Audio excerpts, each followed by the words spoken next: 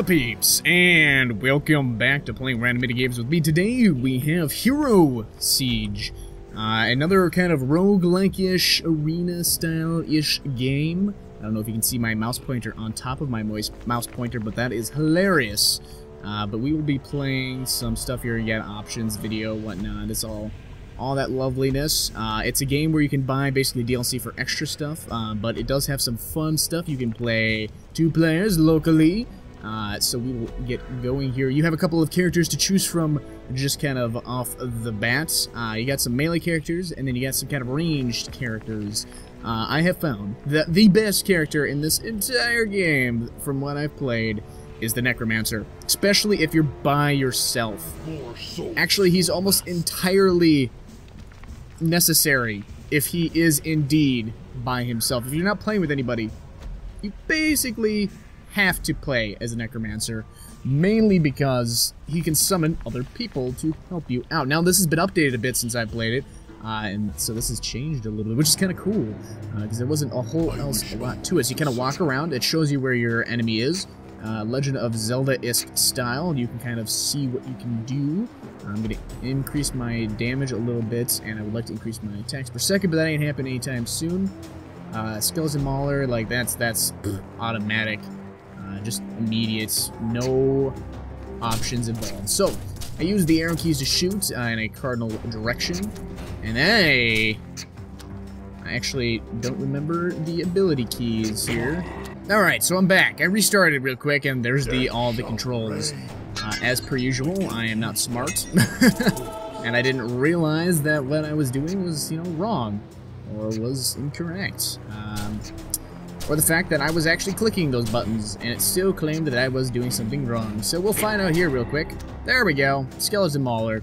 He goes and beats the living heck out of all those people. You can upgrade him later, so he does more damage. Oh, ouch, that hurt. So he can do more damage later, which, as for example, I can do here. And I'm just going to kind of buff the crap out of him, because he is entirely necessary. And you can have multiples. You can have, I think, like 3 of these guys, and then some of the other ones you can summon later, you can have like 2 of. So you essentially get a miniature army that you control and don't take much damage due to. Whoa! I almost died there. That would have been a little cray-cray. Don't remember how to use potions, so I'm not going to worry about it. So dropped enemies can drop health potions and stuff. This is a game that it has a lot going on for it. I like it. I enjoyed playing it for the time that I played it, but, and here's the but, there is just way too much shit going on. Like, way too much shit going on that I couldn't even tell you half the time what was going on. I don't even know what kills me half the time. Oh, by the way, I can just do that. Ah, flies. Okay, so that potion spawned flies and killed me. Anyway, as I was saying, it's a game where I don't always know what's going on. Which is a problem, because if I can't keep track of what's going on the screen, then that can be problematic for me. I can't see what's going on, I don't know what kills me, I don't know how to improve. But a lot of times, especially when you have more people playing in this game, it gets really crazy, and that's really hard to keep track. Luckily, though, I can kind of spawn these guys to help me out. They're very directional. If you go too far away from them, they will just auto-teleport back to you, but they do go to whoever is the closest person a attack speed boost, so I attack a lot faster, which is really nice, getting an attack speed boost. Now, these things can be dangerous, because as you see, they can spawn enemies and stuff on top of you, they can hurt you, reduce your stats instead of buffing them, which is kind of sad. But they can be really helpful. Summon some more of these guys. And this is persistent, like, you can see that all the upgrades I've already done are staying on here. So later levels and stuff, you end up spending a lot of time on the same level, fighting it over and over and over again, because you either don't know what's, how to do better, or they spawn out there. That's really funny. And yeah, so I mean, you get this kind of arena-style area where you fight enemies coming in through these gates on the sides. You break all the bushes, Legend of Zelda style, for your rupees. That guy's fire enhanced, or lightning enhanced, so he's gonna shoot fire and crap all over the place. Some enemies are completely immune to certain specific types of damage, like just range protection, which means that if you're a ranged character, you're screwed. Like, that's it. I mean, you have to use one of these traps or something to attempt to even try to kill some of them. Wow. See, I don't even know what I got killed by. I don't know if he stabbed me with a spear or what. So that kind of happens. You can't really... I'm not really displaying a whole lot of the game there real quick, but here I'll create another more melee character. Let's see, who do I like that's melee? Nomad is kind of cool, I guess. Some of these other ones that you have to download the... there we go. Some of them you have to actually download some DLC in order to get a hold of. And these characters are persistent, which is really nice. I certainly like that a lot. Let's see. Increase damage. I think, like, what is it? This guy's attack speed or something? Yeah, moving without attacking builds up your next attack damage. First scimitars. Those scimitars are badass. Any ranged ability that you can get as a melee character makes him a good melee character in my brain. And they need a better way. I know this. You can also play this on controller, so any issues I have control-wise, it generally can be completely solved using that. But as you can see, there were explosions that were happening up there to the right that I didn't even see. And that just kind of comes from naturally. It's just not much else you can do about it. Now, if I can sit and, without moving for a little bit, and it deals more damage, you can see up there underneath there, attack, and then if I move around, it builds it back up. So if I attack, it stays down. Then if I move a little bit, it starts building it up. Which is good. It means I can deal more specific damage, more pecking damage, which is nice, of course. And see that tree there? I barely even could see that. I know it's there to show the trap, which I like, but at the same time, there's so much going on.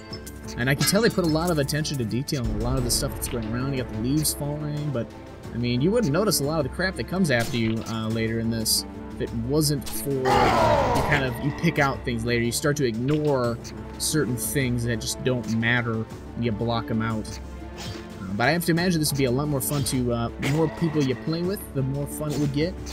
A lot of what I do is just kind of playing these stuff to see how they are to me personally, and as you see, some of the ranged abilities are some of the most powerful in the entire game. Now, with some of these guys, I enjoy building up damage and stuff, because you're gonna, if something hits you, you're gonna die. I mean, it's almost guaranteed you're gonna die if something is specifically gonna hit you. So you might as well just glass cannon it, just like any sort of roguelike, and just go all out. Take them out. Now, I've noticed a lot of times that you have your magic up on the top. Well, experience. If you have magic, that's a thing. But otherwise, you got health. You have your level that you're currently at. These are like little spawners and stuff. And I attacked that the wrong way, which kind of sucks. Luckily, a dungeon has appeared. So there's random things that occur like that. That are very interesting. So this is definitely a character for moving and attacking, which you're going to do a lot of anyway, because you don't want to be hit by some of these guys, because they're going to deal some serious damage to you in the first place. So we'll increase our damage again. Back out of here. I'm just going to sit here and deal some damage to these guys. Oh, ranged enemies, by the way, are the bane of my existence. They give me some of the most problems. Oh, he's got range resistance. See, I wouldn't be able to kill him if I had ranged. My ability also wouldn't kill him because that's ranged. I got stuck there because of that magic potion, which kind of sucks. But that's how it rolls. Ah, there's a dungeon. I don't even want to go in there. If I go down there, I will die. I mean, it's a guaranteed thing. You really don't do the dungeons and other stuff in this game unless you are... play this game for like hours and you've built up a character to be able to withstand it, and you're the Necromancer or something, and you have more friends. It's just, there's so many requirements to do so many of the things here. If I go down there, I will just straight up die, and I don't want to. I mean, I could demonstrate it, and that's kind of a negative for this game, is you gotta make it through these areas that are damn near impossible, because the enemies down here are just so strong sometimes, and there's so many of them too, and it's such a small area. You can't even deal with it half the time. I mean, look at all the enemies that are down here that I gotta attack. And if I make it through this place, it'll be the first time of me making it through a dungeon of any sort, really. Increase my damage some more. Pop up the scimitar. Oh, that guy has an ability that when I hit him, he poops out some things that deal a shit ton of damage. Which hurts a lot. So I don't want to touch him too much. So if I can, I want to deal a bunch of damage that way. Yeah, see, that did like a third of my health. Not cool, man. Not cool, bro. There we go. Die, please. Oh, man. That is just no way. Yep, see. Even one enemy I wasn't able to deal with very well. So that's kind of a quick playthrough there. It's kind of introducing the game. I think it's definitely worth it.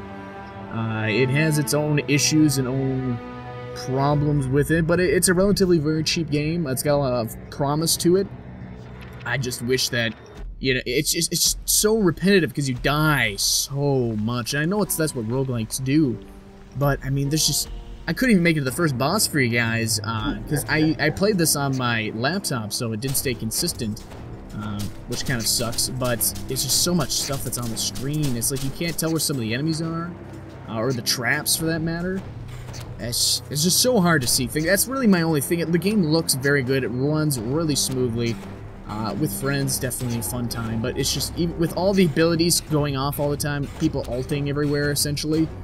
Just imagine a League game where you have multiple friends and everybody, and there's all this stuff on the screen that you see here. It's so cluttered, and then just everybody does massive ults. It just would wreck face, and the whole screen would become unable to see anything. And that's what happens. And especially with, like, Necromancer, he creates a lot more people.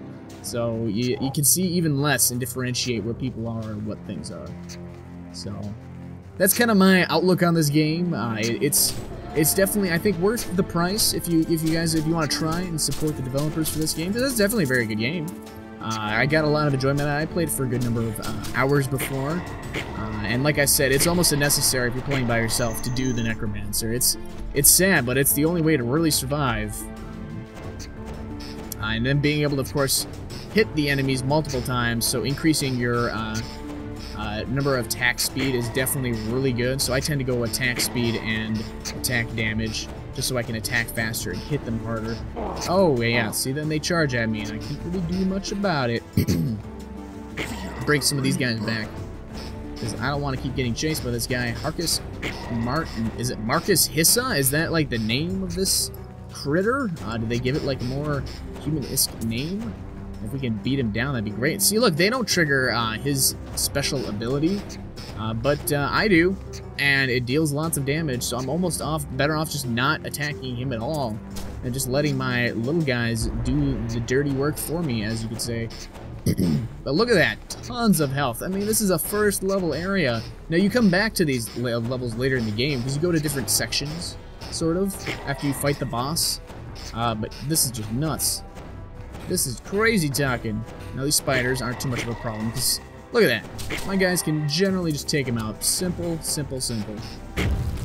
I just gotta support my guys and hope that they can deal with this nonsense. There we go. Let's just have them beat them down a little bit. If I can create some more skeleton maulers. But there's other people I can summon in, too. There's another type of guy that I can do that with. This is the last guy I can summon in, so I'm going to let him beat him as much as he can, deal as much damage. And I'm just going to come in and try to poke him as hard as I can. I can't do a whole lot. The next wave is coming like right now. He's down to like 2k or something like that, which, believe it or not, is still a ton of health. So it's even still not a lot there. But if I get some more summons in, I'll definitely be able to take him out then. There we go, perfect. Now we'll be able to end them. Luckily, those traps do hurt the enemies and not just me, which would be a big negative if that was not, in fact, the case. Achievement unlocked, 100 monsters killed. Oh boy, oh boy. What would I do if I didn't get that achievement? It's just kind of, things just happen in this game. It's kind of, that's just how it goes. There's just so much stuff on the screen. I know I've said that a lot, but that's basically how it goes. Oh, I can summon in, oh yeah, they have increased health and damage. That's really good, especially if you want the long longevity of your guys. That is definitely the case. These guys will just walk around until they find more enemies to attack. Which means they don't always attack what I want, but, you know, that's kind of how summons happen sometimes. I'm alright with that. Let's come up here. Oh, Crypt appeared. So yeah, there's different things that just come and appear. There's shops and stuff, too.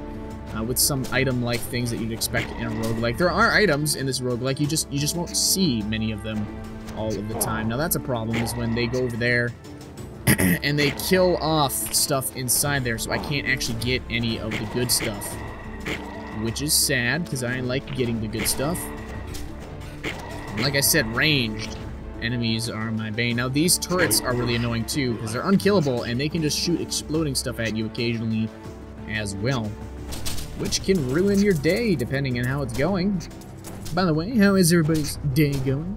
I can't really hear anything, but if you say anything in the comments, I'll be happy to respond. But this game in itself, you know, it's okay. I'm alright with it. It's more like a party game. Oh, look. We'll go down here and see what this has for us. Lots and lots of enemies. That's what it has. Another thing, too, there's not much room to maneuver, so enemies kill you so fast. There's no response. You can't kill them fast enough, depending on how things are. And, you know, that's alright, I guess, but I wish that was just not the case. Ooh, a blue key. Yeah, there are chests that you can open up, you just won't see them as much. So I believe I gotta go down this way and over. These are one of the dungeons that's more possible to actually accomplish, simply because it doesn't have such huge a difficulty. So we'll flip those switches and be able to actually get out of here. Oh, flies. That sucks. Luckily, I didn't die to that. But my guys are teleporting around outside the map, which I think is something that also needs to get fixed a little bit. It doesn't really impact the game too much, but sometimes they just can't help you because then they're stuck outside of the map, which can be problematic. So I'll trigger these real quick. Get some of these things out of the way. And boop, there we go. Solved the puzzle. That's not really much of a puzzle, you just gotta hit the buttons. But I digress. Almost thought I wasn't gonna make it through there, but I needed some conviction. Oh, there's some enemies coming for me. Come back to me, my lovely protectors of life. Don't abandon me to the underworld, in a sense. Hopefully we can kill them relatively quickly. See, they're stuck out there. That's a problem. Because as the Necromancer, that's what I need. Oh boy, you just kind of spawned there. Oh well, I teleported back up. Didn't mean to do that. Missed out on a lot of money. Oh well, that happens.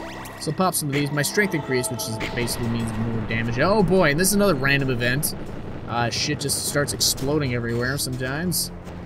Which, in my opinion, is not cool, man. Not cool at all.